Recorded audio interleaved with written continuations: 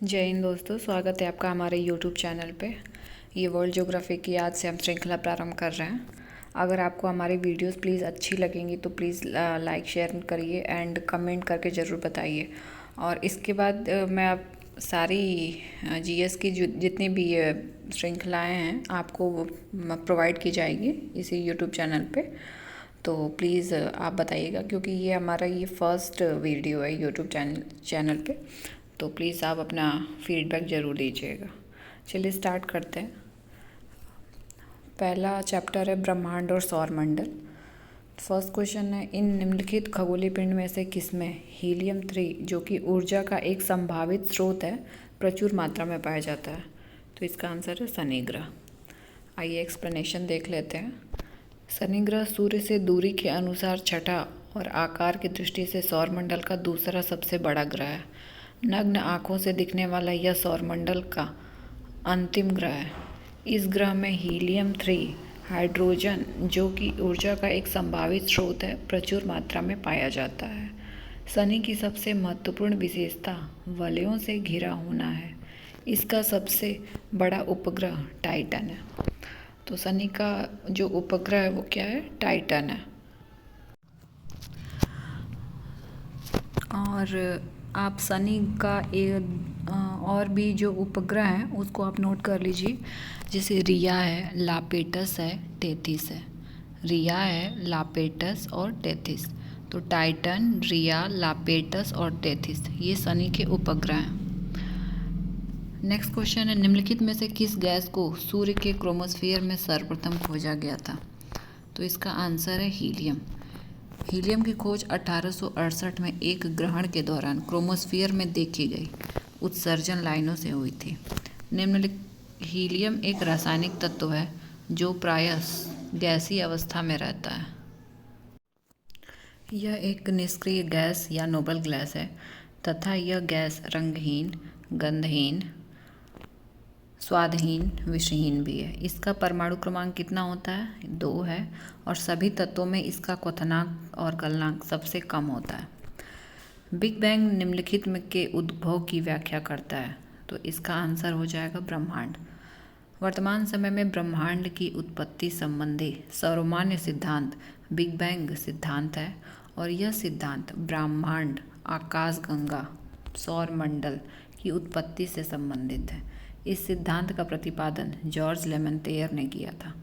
बाद में Robert Wegener ने 1967 में इस सिद्धांत की व्यापक व्याख्या प्रस्तुत की थी। ठीक है, नेक्स्ट क्वेश्चन है, सुपरनोवा क्या है? सुपरनोवा है एक हमारा मृतप्राय तारा। सुपरनोवा क्या है? एक मृतप्राय तारा है। तो सुपरनोवा एक मृतप्राय तारा होता है। खगोल शास्त्र में सुपरनोवा किसी तारे के भयंकर विस्फोट को कहते हैं। तो जब किसी तारे में भयंकर विस्फोट होता है तो उसको क्या कहते हैं? सुपरनोवा कहते हैं। और ये तारा जब समाप्त हो रहा होता है, तारे की जब अंतिम अवस्था होती है, तो उस टाइम पे जो भी ये घटना होती है उसको सुपरनोवा कहते हैं। आगे देखते हैं, इससे निकला प्रकाश और विकिरण इतना जोरदार होता है कि कुछ समय के लिए अपने आगे पूरी आकाशगंगा को भी धुंधला कर देता है। तो और अपनी चरम सीमा में कुछ ही हफ्तों या महीनों में इतनी ऊर्जा प्रसारित कर सकता है जितनी कि हमारा सूरज अपने अरबों साल के जीवन में नहीं करेगा। ठीक है, ब्लैक होल की जानकारी सर्वप्रथम किसने दी थी? तो ये एस चंद्रशेखर ने दी थी, हम जानते ही हैं। तो आइए एक्सप्लेनेशन भी देख लेते हैं। ब्लैक होल एक ऐसा खगोलीय क्षेत्र है जिसका गुरुत्वाकर्षण क्षेत्र इतना शक्तिशाली होता है कि प्रकाश सहित कुछ भी इसके खिंचाव से बच नहीं सकता तथा इसे सिमट गया तारा भी कहते हैं। भारतीय खगोलविद सुब्रमण्यम चंद्रशेखर ने चंद्रशेखर सीमा के सिद्धांत को प्रतिपादन किया था। वह सीमा, चंद्रशेखर सीमा क्या होती है? वह सीमा जिसके बाहर तारे आंतरिक मृत्यु से ग्रसित होते हैं, तो उसको क्या कहते हैं? चंद्रशेखर सीमा कहते हैं। और इस सिद्धांत के अनुसार सफ़ेद बौने तारे एक निश्चित द्रव्यमान प्राप्त करने के बाद अपने भार में और अधिक वृद्धि नहीं कर सकते और अंततः वे ब्लैक होल या कृष्ण छिद्र बन जाते हैं।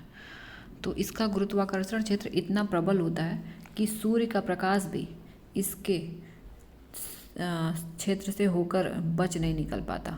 मतलब कि बहुत ही ज़्यादा इसका गुरुत्वाकर्षण क्षेत्र होता है और इससे प्रकाश भी इससे सोचिए बच नहीं निकल पाता है। नेक्स्ट क्वेश्चन है, कृष्ण छिद्र एक ऐसा खगोलीय अस्तित्व है जिसे दूरबीन से नहीं देखा जा सकता है। तो कथन सही है।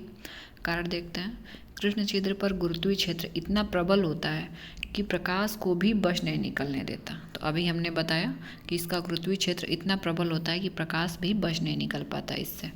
तो कथन भी सही है और कारण भी सही है, और कथन कारण की व्याख्या भी कर रहा है।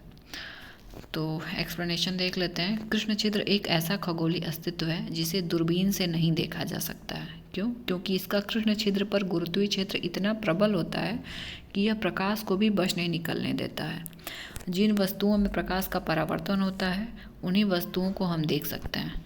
चूँकि हम जो भी वस्तु देखते हैं तो उसका जो भी वो रंग हमारी आँखों तक परावर्तित होकर उस वस्तु से आता है, और वही चीज़ें, वही रंग हम उस वस्तु का देख पाते हैं, और जो रंग हम नहीं देख पाते हैं वो उस वस्तु द्वारा अवशोषित कर ली जाती है। जैसे जो भी कोई वस्तु अगर हरे रंग की दिख रही है तो उससे हरे रंग का प्रकाश परावर्तित होकर हमारी आँखों तक आ रहा है और बाकी सारा प्रकाश अवशोषित हो जा रहा है। ठीक है, नेक्स्ट क्वेश्चन देखते हैं।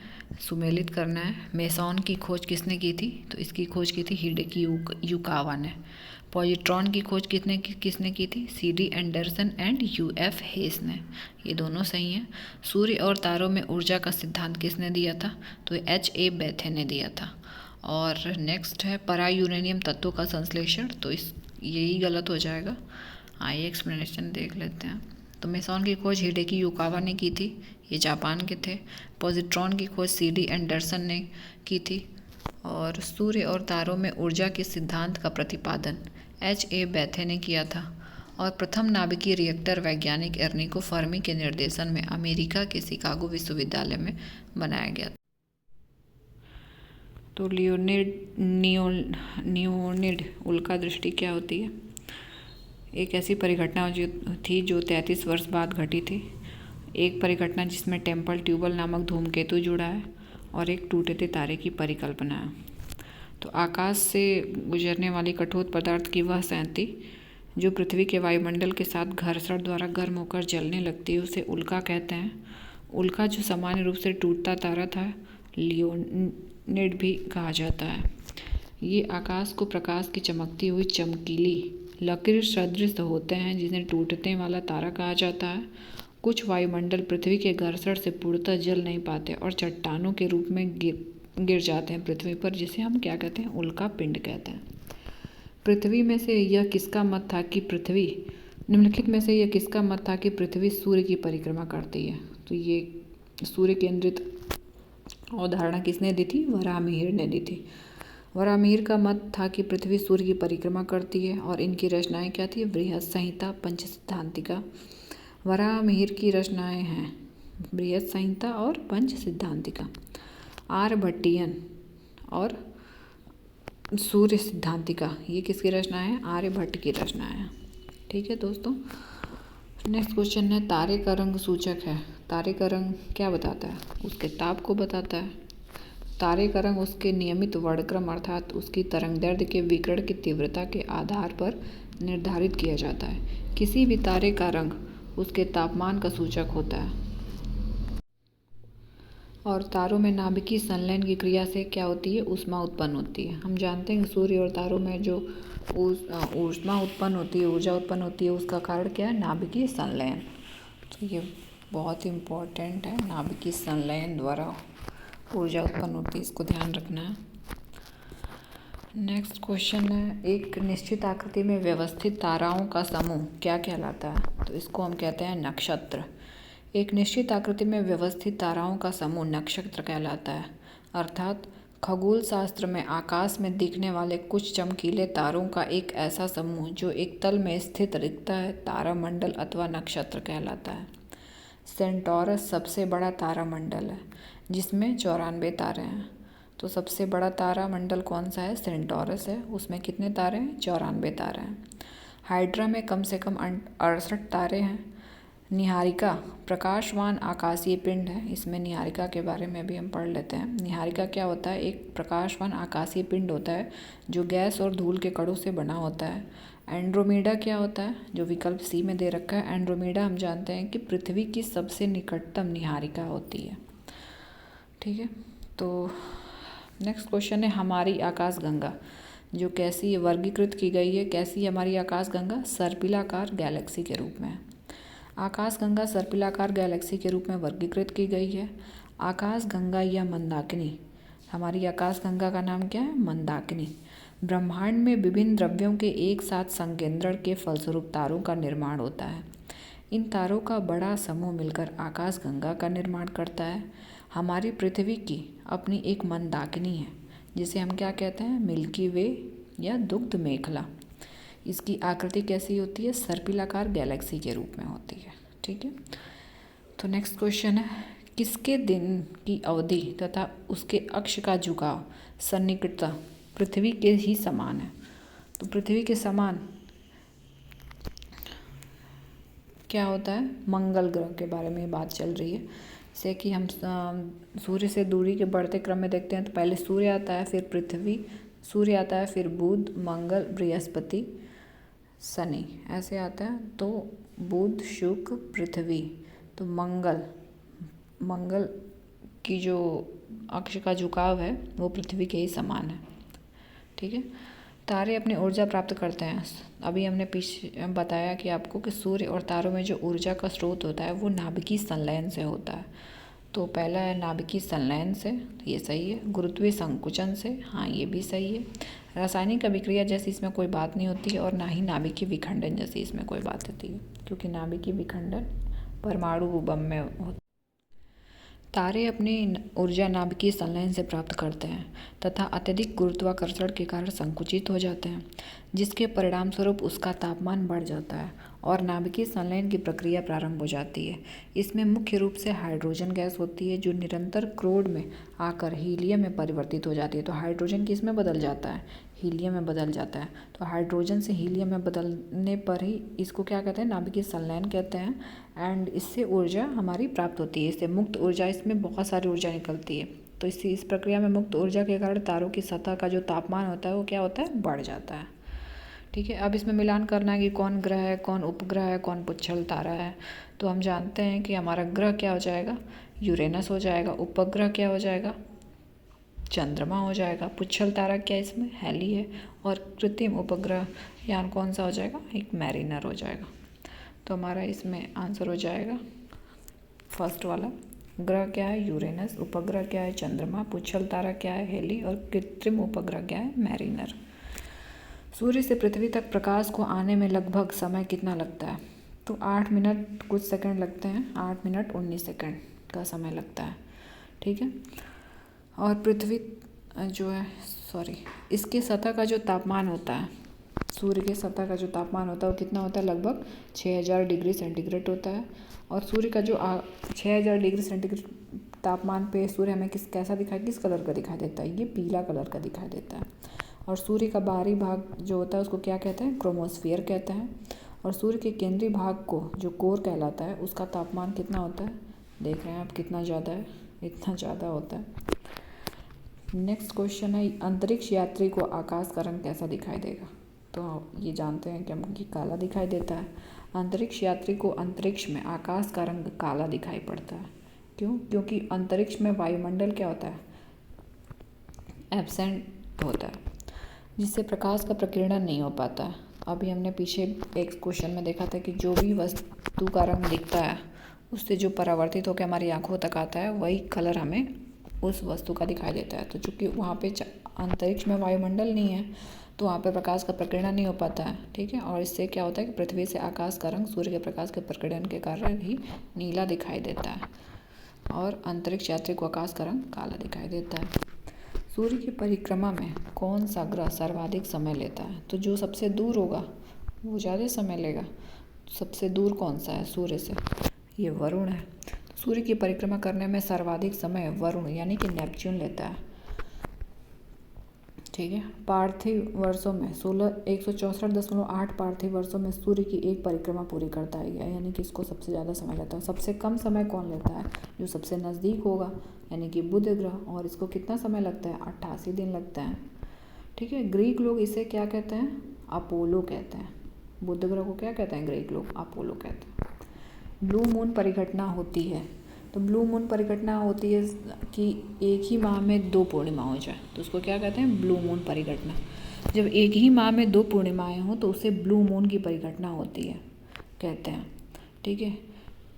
प्रत्येक 2.7 वर्ष में एक ऐसा माह आता है जिसमें पूर्णिमा 2 बार होती है, किंतु दोनों पूर्णिमाओं के बीच अंतर लगभग कितना होता है? 29.5 दिन का होता है। और जिस माह में 2 पूर्णिमा होंगे उसके दूसरे पूर्णिमा को हम क्या कहेंगे? ब्लू मून कहेंगे। सूर्य ग्रहण कब होता है? तो सूर्य ग्रहण हम जानते हैं कि जब सूर्य और पृथ्वी के बीच में जब चंद्रमा आ जाता है तो उसको सूर्य ग्रहण कहते हैं। और सूर्य ग्रहण की घटना कब होती है? अमावस्या के दिन, और अमावस्या को प्रतिपदा भी कहते हैं। और चंद्र ग्रहण क्या होता है? चंद्र ग्रहण जब सूर्य और चंद्रमा के बीच में हमारी पृथ्वी आ जाती है तो उसको चंद्र ग्रहण कहते हैं। और चंद्र ग्रहण कब होता है? यह पूर्णिमा के दिन होता है, पूर्णिमा का समय। तो आइए एक्सप्लेनेशन पढ़ लेते हैं जल्दी से। सूर्य ग्रहण की स्थिति तब आती है जब पृथ्वी और सूर्य के बीच में चंद्रमा आ जाता है, जिस कारण चंद्रमा की छाया क्या होती है? पृथ्वी पर पड़ने लगती है। और यह स्थिति सदैव कब होती है? हमने बताया अमावस्या या प्रतिपदा को होती है। और इसके विपरीत चंद्र ग्रहण कब होता है? सदैव पूर्णिमा के दिन होता है, क्योंकि चंद्र ग्रहण तभी होता है जब सूर्य और चंद्रमा के बीच में क्या आ जाती है? हमारी पृथ्वी आ जाती है। पुच्छल तारे की दिशा सदैव होती है। कैसी होती है पुच्छल तारे की दिशा? तो ये सूर्य से दूर की ओर होती है। धूमकेतु या पुच्छल तारा चट्टान, धूल और जमी हुई गैसों के बने होते हैं। सूर्य के समीप आने पर गर्मी के कारण जमी हुई गैसें धूल के कारण क्या होती है? सूर्य से विपरीत दिशा में फैल जाते हैं, तो इससे सूर्य की रोशनी परावर्तित कर चमकने लगती है। पुच्छल तारे की जो पूंछ की दिशा है वो सदैव सूर्य से दूर होती है। पृथ्वी जून की अपेक्षा दिसंबर में तीव्रतर गति से भ्रमण करती है। कथन सही है। पृथ्वी की गति सर्वोच्च होती है जब वह सूर्य से निकटतम दूरी पर होती है। ठीक है। तो पृथ्वी जून की अपेक्षा दिसंबर में तीव्रतर गति से भ्रमण करती है, ये कथन गलत हो जाएगा, क्योंकि एक होता है उपसौर और एक होता है अपसौर। उपसौर की जो घटना होती है उसमें सूर्य और पृथ्वी के बीच की दूरी कम होती है, और ये स्थिति कब होती है? 3 जनवरी को होती है। और सूर्य और पृथ्वी के बीच की जब दूरी ज़्यादा हो जाती है तो उसको क्या कहते हैं? अपसौर कहते हैं। और अपसौर की जो घटना होती है वो 4 जुलाई को होती है। तो जब सूर्य और पृथ्वी के बीच की दूरी कम होती है, सॉरी गाइस, बीच में थोड़ा सा ब्रेक ले लिया। पृथ्वी जो हम क्या बता रहे थे कि जो सूर्य और पृथ्वी की दूरी होती है, उपसौर अपसौर का कॉन्सेप्ट बता रही थी मैं। तो जब सूर्य और पृथ्वी के बीच की दूरी कम होगी तो वो क्या होगा? पृथ्वी को सूर्य का चक्कर लगाने में कम समय लगेगा। ठीक है। एंड जब दूरी ज़्यादा होगी तो ज़्यादा टाइम लगेगा। तो पहला कथन तो गलत हो जाएगा हमारा, दूसरा कथन सही है। पृथ्वी दिसंबर की अपेक्षा 2 जून में तीव्रतर गति से भ्रमण करती है, क्योंकि पृथ्वी की गति जो होती है वो सर्वोच्च होती है जब वो सूर्य से निकटतम दूरी पर होती है। ठीक है। कथन ये गलत है, कारण तो सही है। ठीक है। सूर्य की विकिरण ऊर्जा का परिणाम क्या है? तो सूर्य हम जानते हैं कि अभी हमने बताया कि नाभिकीय संलयन से ये ऊर्जा उत्पन्न होती है, तो इसका आंसर नाभिकीय संलयन हो जाएगा। ये कितनी बार पूछा गया ये क्वेश्चन। तो सूर्य में विकिरण ऊर्जा का मुख्य स्रोत क्या है? नाभिकीय संलयन द्वारा प्राप्त होने वाली विकिरण ऊर्जा। वस्तुतः इस प्रक्रिया में हाइड्रोजन के जोड़े नाभिक आपस में मिलकर के हीलियम जैसा बड़ा नाभिक बनाते हैं। तो हाइड्रोजन मिलकर के एक बड़ा नाभिक, हाइड्रोजन का बड़ा एक छोटा नाभिक मिलकर के 2 हाइड्रोजन मिलकर के क्या बनाते हैं? हीलियम का एक बड़ा नाभिक बनाते हैं। और इस प्रक्रिया में एक विशाल मात्रा में ऊर्जा का उत्सर्जन होता है, और यही सूर्य की ऊर्जा का क्या होता है? स्रोत होता है। नेक्स्ट क्वेश्चन है, ध्रुवीय पृथ्वी कक्षा, पार्किंग कक्षा, सन सिंक्रोनस कक्षा, जियो सिंक्रोनस कक्षा। तो इसका आंसर हो जाएगा, देख ही लेते हैं क्या है, क्योंकि ये बहुत फैक्चुअल क्वेश्चन है। अभी यूपीपीसीएस जे में पूछा गया है ये 2023 में। तो इसका आंसर हो जाएगा पृथ्वी। ध्रुवीय पृथ्वी की कक्षा हो जाएगी 500 से 2000 किलोमीटर तक। पार्किंग कक्षा क्या हो जाएगी 35,785 किलोमीटर। सन सिंक्रोनस कक्षा 700 से 800 किलोमीटर। और जियो सिंक्रोनस कक्षा हो जाएगी कितनी, ये हो जाएगी 4,35,800 किलोमीटर। ठीक है। पृथ्वी की सतह से ऊपर उपग्रह की ऊंचाई बढ़ने पर कक्षा को पूरा करने में लगने वाला समय क्या होता है। जब पृथ्वी की सतह से ऊपर उपग्रह की ऊंचाई बढ़ने पर कक्षा को पूरा करने में जो लगने वाला जो समय होता है वो क्या होता है, बढ़ता है। तो पृथ्वी की सतह से ऊपर ऊंचाई बढ़ने पर कक्षा को पूरा करने में लगने वाला समय बढ़ेगा। जिस पथ से होकर उपग्रह पृथ्वी का चक्कर लगाता है उसे क्या कहते हैं, परिक्रमा पथ कहते हैं। और अलग अलग उद्देश्यों के लिए अलग अलग प्रकार के परिक्रमा पथ अपनाया जाता है। पृथ्वी की सतह से ऊपर भू स्थित उपग्रह की भूमध्य रेखीय परिधि में ऊंचाई लगभग होगी, कितनी होगी, 36,000 किलोमीटर। भू स्थित उपग्रहों में 36,000 किलोमीटर की ऊंचाई पर प्रक्षेपित किया जाता है इनको, और तथा इनकी गति जो होती है पृथ्वी की गति के ही समान होती है। पृथ्वी के घूर्णन काल में मेल खाने वाले वेग से गतिमान उपग्रह को भूस्थैतिक उपग्रह कहते हैं। इनका कोणीय वेग जो होता है वो पृथ्वी के समान होता है। समस्त पृथ्वी को तय करने के लिए 3 भूस्थैतिक उपग्रहों की आवश्यकता होती है। ठीक है। तो नेक्स्ट क्वेश्चन है कि निम्नलिखित में से कौन सी गैस मंगल ग्रह के वायुमंडल में मुख्यतः उपस्थित होती है। तो मंगल ग्रह को हम एक लाल ग्रह भी कहते हैं। ठीक है। और इसके वायुमंडल में मैं आपको बता दूं कि इसके वायुमंडल में कार्बन डाइऑक्साइड की प्रचुर मात्रा पाई जाती है। ठीक है। तो मंगल ग्रह के वायुमंडल में मुख्यतः कार्बन डाइऑक्साइड पाया जाता है। इसके अतिरिक्त इस ग्रह पर नाइट्रोजन और आर्गन गैस भी मिलता है। मंगल ग्रह के 2 उपग्रह हैं, फोबोस और डीमोस, और इस ग्रह पर सौर मंडल का सबसे बड़ा ज्वालामुखी ओलंपस मोन्स स्थित है। इस उपग्रह पर नासा ने मार्स क्यूरोसिटी रोवर और भारत ने मंगलयान भेजा था। मंगल ग्रह पर हम जानते हैं कि भारत ने भेजा था Mars orbiter mission MOM, and अभी मंगल ग्रह पर करंट अफेयर में अगर देखा जाए तो अभी मार्स लैंडर मिशन MLM भेजने की तैयारी इसरो हमारा कर रहा है। ठीक है। नेक्स्ट क्वेश्चन है, दिन और रात्रि होने का कारण क्या होता है। तो दिन और रात्रि होने का कारण हम जानते हैं कि पृथ्वी का अपने अक्ष पर क्या होता है, घूर्णन। तो घूर्णन को हम परिभ्रमण भी कहते हैं, ध्यान रखिएगा। घूर्णन को हम घूर्णन तो कहते ही हैं, परिभ्रमण भी कहते हैं, और परिक्रमण दूसरी चीज़ होती है। अभी आपको मैं आगे बता दूंगी। पृथ्वी अपने अक्ष पर सदैव पश्चिम से पूर्व लट्टू की भांति घूमती रहती है, और इसे ही हम पृथ्वी का क्या कहते हैं, घूर्णन या परिभ्रमण कहते हैं। इसके कारण क्या होता है, दिन और रात होते हैं। अतः इस गति को हम क्या कहते हैं, दैनिक गति कहते हैं। तो दैनिक गति के कारण ही दिन और रात का होना पृथ्वी पर होता है। चंद्रमाओं की संख्या जो बृहस्पति के पास है, तो बृहस्पति के पास चंद्रमाओं की संख्या, चंद्रमा की संख्या का मतलब है यहाँ पे है बृहस्पति के उपग्रह कितने हैं। तो हाल ही में बृहस्पति के ढेर सारे उपग्रह हो गए, I think 82, last current affair में जितना मैंने पढ़ा है 82 थे। आप एक बार करंट अफेयर से अपडेट कर लीजिएगा। आई थिंक शनि और बृहस्पति के उपग्रहों में से आई थिंक शनि के ज़्यादा हो गए थे बीच में, फिर बृहस्पति के कम हो गए थे, और अब की करंट सिचुएशन आई थिंक ये है कि बृहस्पति के ज़्यादा हैं एंड शनि के कम है। हाँ, बृहस्पति के ही ज़्यादा हैं, शनि के अभी कम है। ठीक है। तो ये होता रहता है, करंट अपडेट कर लीजिएगा इसमें। ठीक है। नेक्स्ट क्वेश्चन है, टेलीविज़न संकेत सामान्यतः एक दूरी से आगे प्राप्त नहीं होते हैं, क्यों। क्योंकि हमारी जो पृथ्वी की वक्रता होती है वो उत्तरदायी होती है इसके लिए। ठीक है। पृथ्वी की वक्रता उत्तरदायी है, इसके लिए टेलीविज़न संकेत सामान्यतः एक दूरी से आगे नहीं प्राप्त होते हैं। क्यों, क्योंकि पृथ्वी की जो वक्रता है इसके लिए उत्तरदायी होती है। पृथ्वी हम जानते हैं, हमारे पृथ्वी की जो शेप है जियोइड शेप है। निम्न में से सौर मंडल के किस ग्रह के 2 नए उपग्रहों को कैशनी स्पेस प्रोब द्वारा पाया गया है।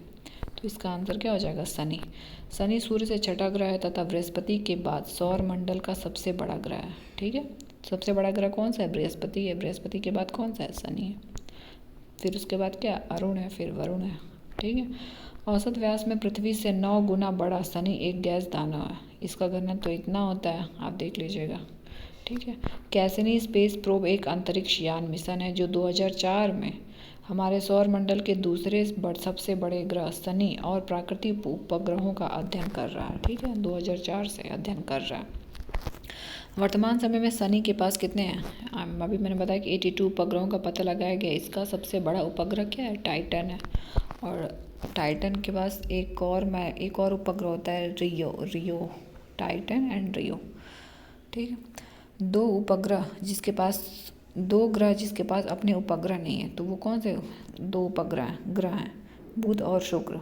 इनके पास अपना कोई भी उपग्रह नहीं होता है। सौर मंडल में कुल 8 ग्रह हैं, कि पहले 9 थे, लेकिन 2006 में प्लूटो को इस ग्रह की सूची से बाहर कर दिया गया क्योंकि वो दूसरे ग्रहों की कक्षा का अतिक्रमण करता था। ठीक है, तो उसको ग्रह की सूची से बाहर कर दिया गया। अब हमारे पास अभी 8 ग्रह बचे हुए हैं, जिसमें बुध और शुक्र को छोड़कर सभी ग्रहों के पास अपने उपग्रह हैं, लेकिन बुध और शुक्र के पास अपना कोई उपग्रह नहीं है। चंद्रमा पृथ्वी का एक उपग्रह है। ठीक है, चंद्रमा हमारा पृथ्वी का एक उपग्रह है। ठीक है, बृहस्पति जो है सबसे बड़ा ग्रह है और बुध जो है सबसे छोटा उपग्रह है। किसको लाल ग्रह कहा जाता है? तो जिसके वायुमंडल में लोहा पाया जाएगा उसको आयरन ऑक्साइड पाया जाएगा, उसको क्या कहेंगे? लाल ग्रह कहेंगे। तो हम जानते हैं कि मंगल ग्रह के वायुमंडल में कार्बन डाइऑक्साइड और FeO2 ये ज़्यादा पाया जाता है, तो मंगल ग्रह इसका आंसर हो जाएगा। मंगल को लाल ग्रह कहा जाता है। मंगल की मिट्टी में लगभग 10% आयरन ऑक्साइड पाया जाता है, जो इस ग्रह को इसका विशिष्ट रंग लाल रूप प्रदान करता है। इसका अच्छी झुकाव जो होता है ये वो 25 डिग्री 12 मिनट है, और घूर्णन गति इसकी आप देख लीजिए इतनी है। ये फैक्ट्स इतना इम्पोर्टेंट नहीं है, कॉन्सेप्ट ज़्यादा इम्पोर्टेंट है।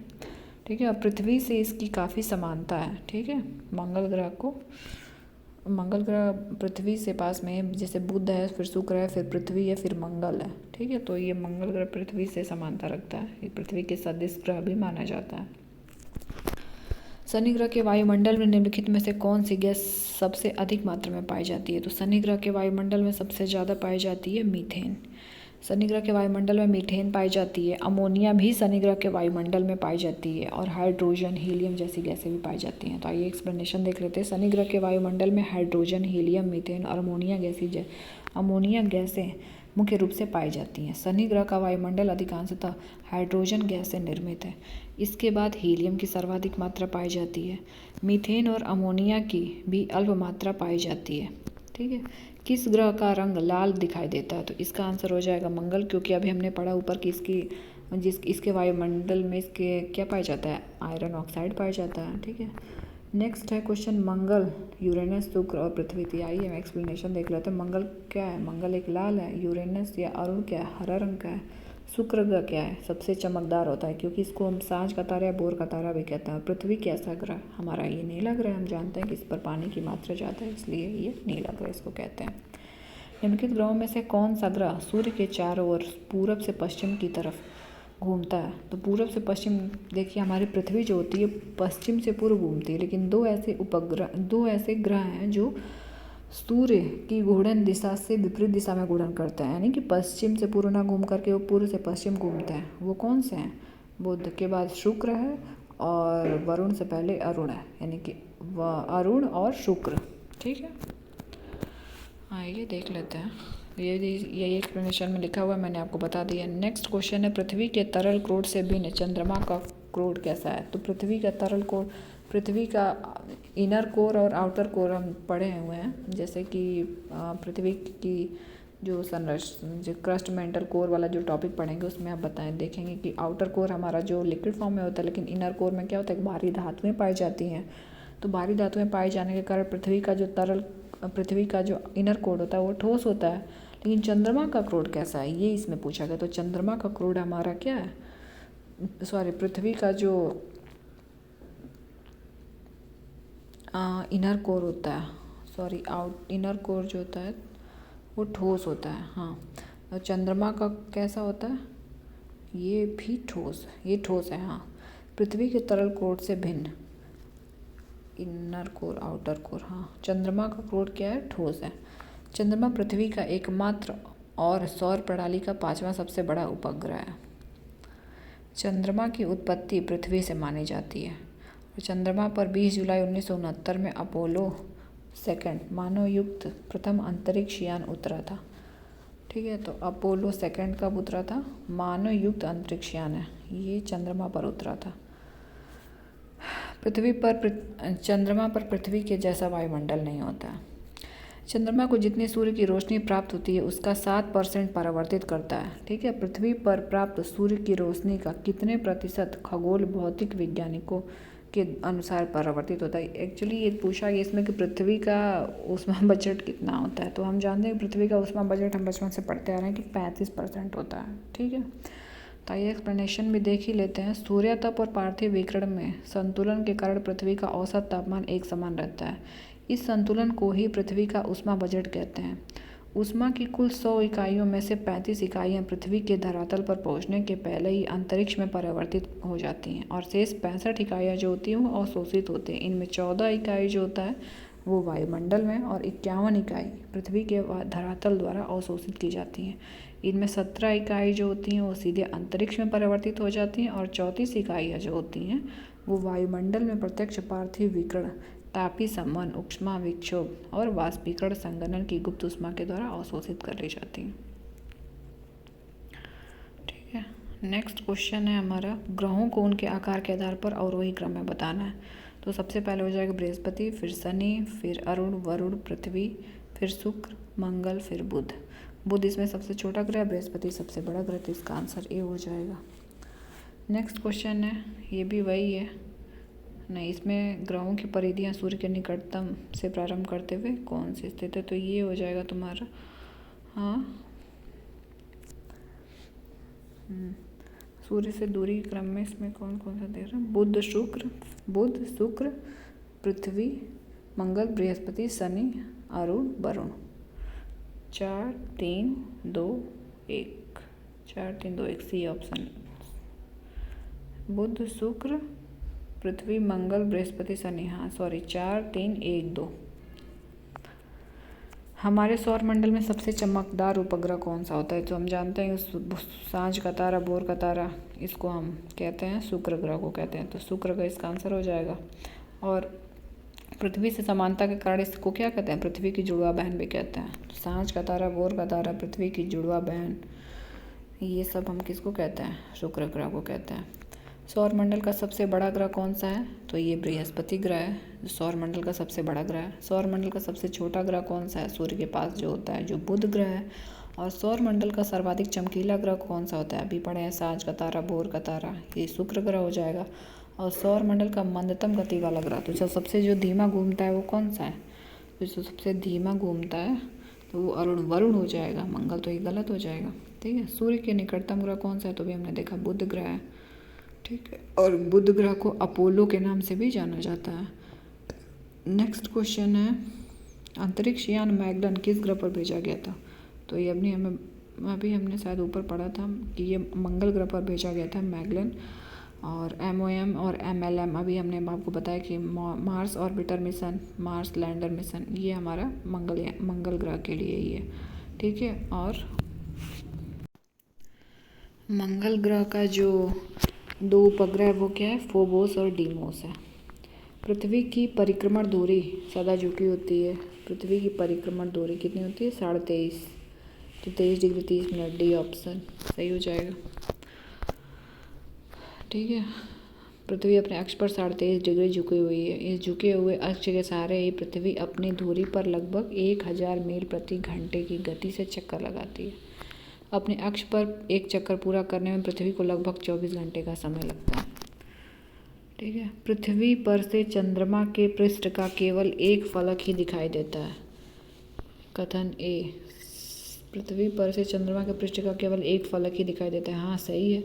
अपने अक्ष पर चंद्रमा के घूर्णन का काल उसके पृथ्वी के चारों ओर घूमने के काल के बराबर होता है, इसीलिए कारण भी सही है और व्याख्या भी कर रहा है। नेक्स्ट है, पृथ्वी से निकटतम दूरी पर कौन सा ग्रह है? तो ये बुध, शुक्र, मंगल, बुध, शुक्र, पृथ्वी, मंगल, बृहस्पति। तो पृथ्वी से निकटतम दूरी पर ग्रह जो है वो शुक्र है। ठीक है, पृथ्वी शुक्र और मंगल के मध्य स्थित है। ठीक है, सूर्य से ग्रहों की दूरी कैसी होती है? बुध, शुक्र, पृथ्वी, मंगल, बृहस्पति, शनि, अरुण, वरुण। ठीक है। और पृथ्वी से ग्रहों की दूरी जो होती है शुक्र, फिर मंगल, फिर बुध, शनि, अरुण, वरुण। पृथ्वी के परितः घूमने वाले कृत्रिम उपग्रह से बाहर गिराई गई जो गेंद होती है वो पृथ्वी के परितः उपग्रह के समान आवर्तकाल के साथ उसी की कक्ष में घूमती रहेगी। पृथ्वी के चारों ओर घूमने वाले कृत्रिम उपग्रह से बाहर गिराई गई गेंद पृथ्वी के परितः उपग्रह के समान आवर्तकाल के साथ उसी की कक्षा में घूमती रहेगी। पृथ्वी के बारे में निम्न में से कौन सा कथन सत्य है? ग्रह के बारे में तो ग्रह जो होते हैं इनके पास अपना वो प्रकाश नहीं होता है, ये सूर्य के प्रकाश से प्रकाशित होते हैं। ठीक है, लेकिन ये चमकते हैं, ये अप्रकाशवान होते हैं और ये चमकते हैं। ऑप्शन बी इसमें सही हो जाएगा। ग्रह जो होता है वो खगोलीय पिंड है, ये स्वयं के प्रकाश से न प्रकाशित होकर तारों के प्रकाश से प्रकाशित होते हैं। हमारे सौर मंडल के सभी ग्रह एकमात्र तारे जो होते हैं सूर्य के प्रकाश से प्रकाशित होते हैं। पृथ्वी के चुंबकीय क्षेत्र का कारण क्या होता है? भूक्रोट के अंदर की चक्र धाराएं। ठीक है, तो पृथ्वी के घूर्णन के कारण पृथ्वी का द्रव अवस्था वाला बाह्य कोर इलेक्ट्रिक धारा उत्पन्न करता है, इससे चुंबकीय क्षेत्र का निर्माण होता है। पृथ्वी के गर्भ यानी आंतरिक कोर इनर कोर में ठोस और बाह्य कोर द्रव अवस्था में होता है। तो जो इनर कोर है वो ठोस है और आउटर कोर क्या है? लिक्विड अवस्था में। इसमें लौह और निकिल जैसी भारी तत्व पाए जाते हैं। चुंबकीय धाराएं पृथ्वी के उत्तरी और दक्षिणी चुंबकीय ध्रुवों से प्रवाहित होकर पृथ्वी के बाहर एक चुंबकीय क्षेत्र का निर्माण करते हैं। नासा के अनुसार मंगल ग्रह पर उपस्थित जीवन के अब तक पाए गए लक्षणों में सम्मिलित है जल, जिप्सम और मीथेन। ठीक है, नासा के अनुसार मंगल ग्रह पर उपस्थित अब तक पाए गए लक्षणों में जल, जिप्सम तथा मीथेन है। इसके कारण इस ग्रह पर जीवन की संभावनाएं पाई गई हैं। टाइटन सबसे बड़ा चंद्रमा या उपग्रह है, किसका है? तो अभी हमने देखा कि शनि का टाइटन होता है और फोबोस और डिमोस किसका है? मंगल का है। और शनि का एक और हमने पढ़ा था, रियो। ठीक है, शनि बृहस्पति के बाद सौरमंडल का दूसरा सबसे बड़ा ग्रह है। सौरमंडल में शनि ग्रह के सबसे अधिक 82 उपग्रह हैं, इसमें टाइटन नाम का उपग्रह सबसे बड़ा है। और शनि ग्रह के चारों ओर क्या पाए जाते हैं? छल्ले या वलय पाए जाते हैं। बृहस्पति का वलय किससे बना हुआ है? तो हम जानते हैं कि ये सिलिकेटों का बना हुआ है। बृहस्पति के वलयों की खोज सर्वप्रथम 1979 में वाइजर 1 स्पेस प्रोब ने की थी। इन वलयों को जेवियन वलय कहा जाता है। ये सिलिकेटों के बने हैं। बृहस्पति के वायुमंडल में हल्की गैसें जैसे कि हाइड्रोजन, हीलियम, मीथेन तथा अमोनिया पाई जाती हैं। मीथेन जिसके वायुमंडल में उपस्थित है वह क्या है? तो मीथेन किसके वायुमंडल? बृहस्पति के वायुमंडल में मीथेन उपस्थित है। बृहस्पति सौरमंडल का सबसे बड़ा ग्रह है, इसे लघु सौर तंत्र भी कहा जाता है। इसके वायुमंडल में मीथेन, हाइड्रोजन, हीलियम, अमोनिया जैसी गैसें पाई जाती हैं। पृथ्वी पर वायुमंडल नहीं होने का कारण क्या है? इस पर गैस अणुओं का पलायन वेग उसके वर्ग माध्य मूल वेग से कम होता है। तो पृथ्वी पर वायुमंडल नहीं होने का कारण इस पर गैस के अणुओं का पलायन वेग उनके वर्ग माध्य मूल वेग से कम होता है। इसका पृथ्वी की निकटता से कोई संबंध नहीं है, न ही सूर्य से प्रकाश प्राप्त करने से। पृथ्वी भी सूर्य की परिक्रमा करती है परंतु यहाँ वायुमंडल विद्यमान है। ठीक है, चंद्रमा और पृथ्वी की दूरी कितनी है? तो इसकी है 3,84,000 किलोमीटर। ठीक है, 3,84,400 एग्जैक्ट देखा जाए तो। और चंद्रमा का प्रकाश पृथ्वी तक आने में 1.3 सेकेंड का समय लगता है। और यहाँ पर वायुमंडल ना होने के कारण गुरुत्वाकर्षण बल पृथ्वी से 6 गुना कम है और इसका हम 1 भाग अर्थात 59% भाग ही देख पाते हैं। यदि चंद्रमा की सतह से एक सेल पृथ्वी पर लाया जाता है तो क्या होगा? उसका जो भार है वो परिवर्तित होगा लेकिन द्रव्यमान वही रहेगा, क्योंकि भार को डिसाइड करता है जी। ठीक है, तो जी का मान डिसाइड करता है, लेकिन द्रव्यमान तो वहीं रहेगा, या तो फिर विषुवत रेखा पर है या फिर ध्रुवों पर है, फिर कहीं भी ले जाए द्रव्यमान जो जितना रहेगा उतना ही रहेगा, सिर्फ भार में परिवर्तित होता है क्योंकि जी का मान परिवर्तित हो जाता है। मंगल और बृहस्पति की कक्षाओं के मध्य सूर्य के चतुर्दिक चक्कर लगाने वाले चट्टानों के छोटे टुकड़े के समूह को कहते हैं, क्या कहते हैं? क्षुद्र ग्रह कहते हैं। मंगल और बृहस्पति की कक्षाओं के मध्य सूर्य के चारों ओर चक्कर लगाने वाले उपग्रह चक्कर लगाने वाले चट्टानों के छोटे टुकड़े जो होते हैं उनको क्या कहते हैं? एस्टेरॉयड या क्षुद्रग्रह कहते हैं। ठीक है, नेक्स्ट क्वेश्चन है, हाँ ये एक और ये पॉइंट है कि क्षुद्र ग्रहों में जो सिरस होता है वो सर्वाधिक चमकीला और विशाल होता है। ठीक है, कुछ ग्रहों के सतह ताप नीचे दिए गए हैं, इसमें बताइए कि कौन सा प्लूटो का है। तो प्लूटो सबसे सूर्य से दूर होता है, तो जो सबसे कम जो तापमान होगा वही प्लूटो का हो जाएगा। तो इसमें सबसे कम तापमान कौन सा है? -230 डिग्री सेंटीग्रेड। तो 9 ग्रहों में शामिल प्लूटो को 2006 ईस्वी में ग्रहों की सूची से निकाल कर बौना ग्रह की सूची में डाल दिया गया था। ठीक है, क्योंकि ये अन्य ग्रहों की कक्षा का अतिक्रमण करता था। ठीक है, सूर्य से सबसे अधिक दूर स्थित प्लूटो का तापमान -230 डिग्री सेंटीग्रेड है। इस ग्रह पर बहुत पतला वायुमंडल है, जिसमें नाइट्रोजन, मीथेन और कार्बन मोनोऑक्साइड गैसें हैं। जब प्लूटो परिक्रमा करते हुए सूरज से दूर हो जाता है तो उस पर ठंड बढ़ती जाती है। अन्य तथ्य देख लेते हैं, इसमें थोड़ा सा इसको ख़त्म कर लेते हैं। कौन से तारा हमारे सौरमंडल के सबसे नज़दीक है? तो ये प्रॉक्सिमा सेंचुरी है। हमारे सौरमंडल के सबसे नज़दीक का तारा प्रॉक्सिमा सेंचुरी है, जो सौरमंडल से 4.2 प्रकाश वर्ष दूर है। मंदाकिनी में पाए जाने वाले तारों में कुछ तारे विशेष आकृतियों के रूप में व्यवस्थित होते हैं। इस आकृतियों को क्या कहते हैं? तारामंडल नक्षत्र कहते हैं। वर्तमान में 88 तारामंडल की पहचान की गई है। ईश्वरीय कण कौन सा है? तो ईश्वरीय कण है हमारा हिग्स बोसॉन। हिग्स बोसॉन को ईश्वरीय कण कहा जाता है। यह मूल कण है। इसकी सर्वप्रथम परिकल्पना 1964 में दी गई थी। इसका प्रायोगिक सत्यापन 14 मार्च 2013 में किया गया। इसका आविष्कार को एक यादगार कहा गया है क्योंकि इससे हिग्स क्षेत्र की पुष्टि हो गई है। एक खगोलीय इकाई संबंधित है किससे? सूर्य और पृथ्वी के बीच की जो दूरी होती है उसको एक एस्ट्रोनॉमिकल यूनिट, एक खगोलीय इकाई कहते हैं। क्षुद्र ग्रह पट्टी किस ग्रह के बीच में पाई जाती है? तो अभी हमने ऊपर पढ़ा कि मंगल और बृहस्पति के बीच में क्षुद्र ग्रह की पट्टी पाई जाती है, एस्ट्रॉयड बेल्ट कहते हैं इसको। और मंगल को क्या कहते हैं? लाल ग्रह कहते हैं। बृहस्पति सबसे बड़ा उपग्रह है, ये हम पढ़ चुके हैं। पुच्छल तारे की पूछ की दिशा सदैव सूर्य से क्या होती है? सूर्य से दूर होती है। पुच्छल तारे की पूछ की दिशा कैसी होती है? सूर्य से दूर की ओर होती है। ठीक है, अंतरिक्ष से देखने पर पृथ्वी दिखाई देती है, कैसे दिखाई देती है? तो ये नीली दिखाई देती है। ठीक है, अंतरिक्ष से देखने पर हमारी पृथ्वी नीले रंग की एक गोलाकार वस्तु की तरह दिखाई देती है, क्योंकि पृथ्वी के 70% हिस्से में क्या है? पानी है।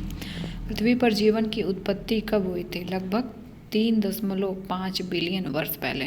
ठीक है, पृथ्वी की उत्पत्ति कब हुई थी? 4.5 बिलियन वर्ष पहले। लेकिन पृथ्वी पर जीवन की जब उत्पत्ति पूछेगा तो 3.5 बिलियन वर्ष पहले पृथ्वी पर जीवन की उत्पत्ति हुई थी।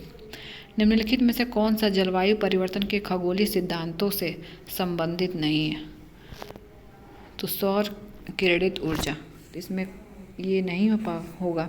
तो इसका होगा क्या? पृथ्वी की जो अंडाकार कक्षीय मार्ग है वो जलवायु परिवर्तन के खगोलीय सिद्धांत के लिए उत्तरदायी। उसका पृथ्वी की घूर्णन अक्ष की तिर्यकता यानी कि इसका झुकाव जो है वो भी उत्तरदायी है। और उपसौर और अपसौर की स्थिति भी जलवायु परिवर्तन के सिद्धांत के लिए उत्तरदायी है। ठीक है, तो काफ़ी वीडियो बड़ी हो गई है। आई थिंक 43 मिनट की वीडियो ये बन चुकी है, तो इसको हम यहीं पे रोकते हैं क्योंकि ये बहुत ज़्यादा वीडियो बड़ी हो जाएगी। तो नेक्स्ट हम जो है नेक्स्ट वीडियो में अक्षांश और देशांतर के बारे में पढ़ेंगे। तो प्लीज़ आप ये वीडियो ज़रूर बताइएगा कि आपको ये वीडियो कैसी लगी। ये हमारी अभी फर्स्ट वीडियो है और मैं आपको जीएस की सारी ऐसी श्रृंखलाएं स्टार्ट करूँगी। और अपने कुछ मेरे हैंड रिटन नोट्स हैं जो मैपिंग के हैं, ज्योग्राफी के हैं, पॉलिटी के हैं, मैं वो भी आपको बैक टू बैक एक वीडियो आपको हर सब्जेक्ट की 2 सब्जेक्ट मैं आपको पैरेलल में स्टार्ट करूँगी, सोच रही हूँ। और मैं आपको वैसे कराती जाऊँगी और अपने हैंड रिटन नोट्स भी आपको प्रोवाइड कराऊँगी। तो किसी भी जानकारी के लिए इस वीडियो के डिस्क्रिप्शन बॉक्स में आप चेक कर लें, हमारा जो भी टेलीग्राम ग्रुप वगैरह रहेगा। और कोई भी अगर क्वेरी हो तो आप प्लीज़ कमेंट करिएगा और बताइएगा आपको ये वीडियो कैसी लगी और आप कौन से सब्जेक्ट की वीडियो चाहते हैं इसके बाद में बनाऊँ, आप वो भी मुझे बता सकते हैं। तो thank you so much for watching and जय हिंद।